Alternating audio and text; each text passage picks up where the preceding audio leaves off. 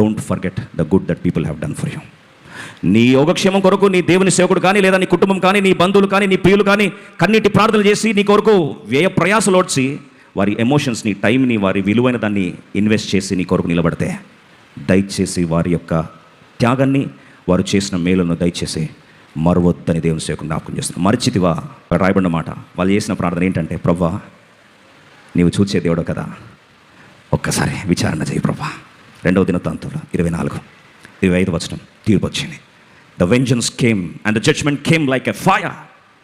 25వ వచనం, వారు యోవాసును విడిచిపోయినప్పుడు అతడు మిక్కిలి రోగి అయి ఉండను. ఒక్క రోగం కాదంటండి, రోగాల పుట్టయిపోయాడట.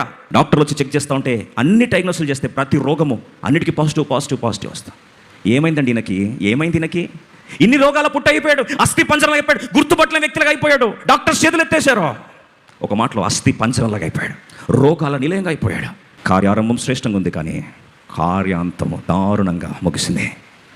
రాజ్యం పోయింది, ఆరోగ్యం పోయింది, గౌరవం పోయింది, లెగసీ పోయింది.